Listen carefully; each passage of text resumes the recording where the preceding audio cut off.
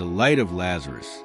In the dusty hills of Judea, where olive groves swayed under a relentless sun, the village of Bethany clung to life, its stone houses baked by heat and hope. It was the first century, a time of Roman iron and Jewish longing, when the people awaited a Messiah to shatter their chains. In Bethany, two sisters, Mary and Martha, and their brother Lazarus, were known for their hospitality, their home a haven for weary travelers. But a shadow fell when Lazarus, strong and kind, grew ill, his breath faltering, his eyes dimming. Word spread, and whispers a healer from Nazareth, a man called Jesus, friend of the siblings, stirred hope. Yet, beyond the village, a darker presence watched. Lucifer, the fallen one, once a morning star, now a smoldering shadow, sensed the divine's hand in Jesus' works. From the outer darkness, where his rebellion had cast him, he wove subtle threads of despair, stirring doubt and fear among those who opposed the Nazarene. In Bethany, as Lazarus' life faded, Lucifer's whispers found fertile ground, seeking to drown hope and grief and turn a miracle into a spark for destruction. Martha, practical and resolute, tended Lazarus in their modest home, her hand steady as she cooled his fevered brow. Mary, her younger sister, knelt in prayer, her tears staining the floor. Lazarus, once the pillar of their family, lay pale, his chest barely rising. "Send for Jesus," Mary urged, her voice breaking. "He healed the blind, the lame. Surely he can save our brother." Martha nodded, dispatching a messenger to Galilee, where Jesus taught by the sea. The messenger found Jesus amid a crowd, his disciples, Peter, John, and Thomas, listening intently. "Lord," the messenger pleaded, "Lazarus, whom you love, is ill." Jesus' eyes, deep as the Jordan's waters, held a quiet certainty. "This illness does not lead to death," he said. "It is for God's glory." Yet, to the disciples' confusion, he lingered 2 days longer, teaching and healing, while Bethany waited.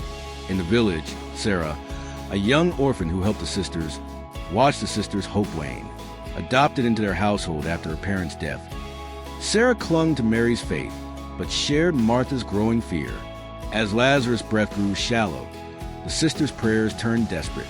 On the 4th day, Lazarus died, his body wrapped in linen, laid in a rock-hewn tomb.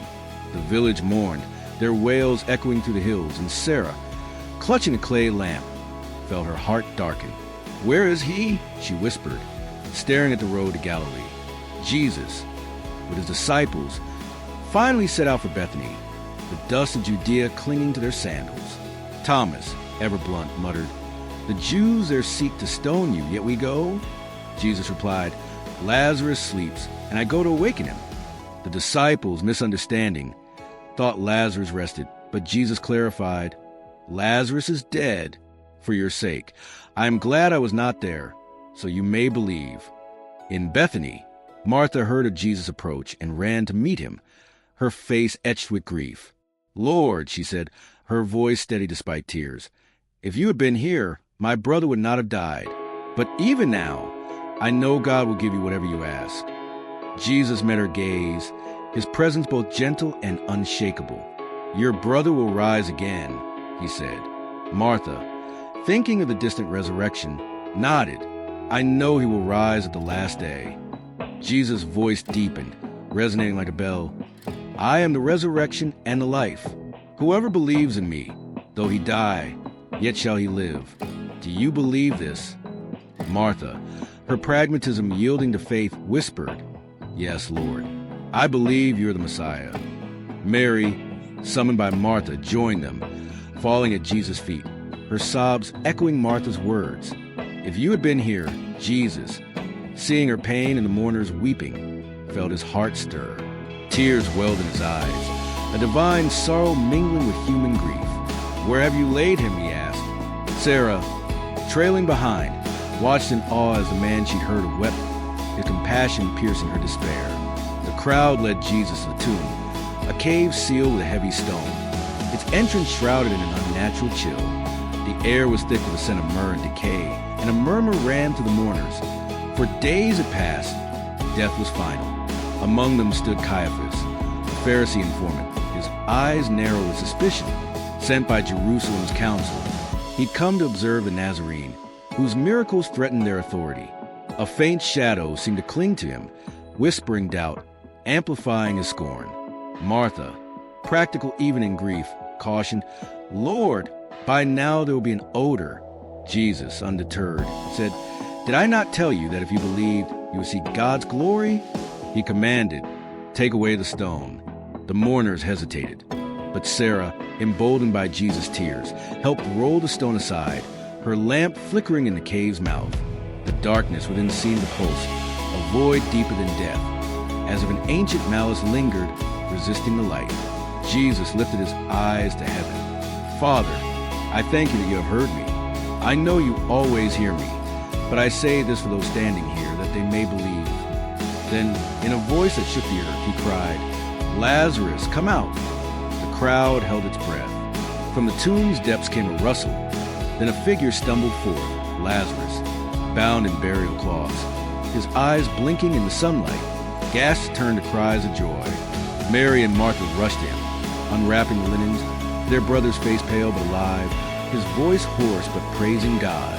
Sarah, clutching her lamp, fell to her knees, the light in her heart rekindled. The crowd erupted in awe, some shouting, "Hosanna!" others whispering, "Is this the Messiah?" But Caiaphas, his face pale, slipped away, the shadow at his side thickening. The miracle, meant to reveal glory, had also sown a seed of fear. One Lucifer's whispers would nurture into betrayal. Lazarus' return shook Bethany. The sisters' home, once a place of mourning, became a shrine of joy, with villagers flocking to see the man who crossed death's threshold. Lazarus, though weak, spoke of a fleeting vision, a light calling him back, a voice stronger than the grave. Sarah, now a fervent believer, carried the story beyond Bethany, her words spreading like wildfire. "He wept for us," she told listeners, "and he conquered death." The disciples, too, were transformed. Peter, once doubting, saw Jesus' power anew, while John, the beloved, pondered the cost of such miracles. Thomas, skeptical no more, vowed to follow Jesus, even in Jerusalem's dangers.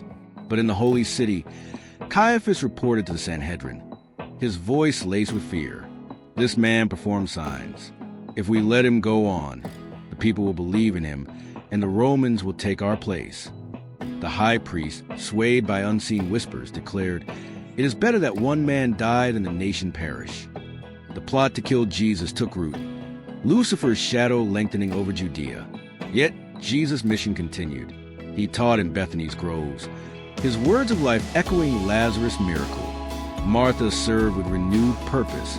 Mary listened at his feet, and Sarah, clutching her lamp, became a messenger of hope, her faith a spark against the gathering darkness. Lazarus' resurrection was a beacon, a foretaste of the greater miracle to come, Jesus' own triumph over death. In Bethany, the tomb stood empty, a testament to divine love. Sarah's story spread, reaching distant lands, even to a future village called Blackthorn, where a girl named Mira would draw courage from such tales to face a dark fiend. Lucifer, though he stirred the Pharisees' fear, could not extinguish the light, the promise spoken in Eden, that the woman's offspring would crush the serpent, found fulfillment in Jesus, whose tears and power in Bethany lit a path back to grace. Centuries later, the story of Lazarus endured, whispered in churches and written in Scripture, a reminder that even in the darkest tomb, the divine's voice can call forth life. For Sarah, Martha, Mary, and all who believed, the miracle was not just Lazarus' return, but the hope it kindled, a light no shadow could overcome.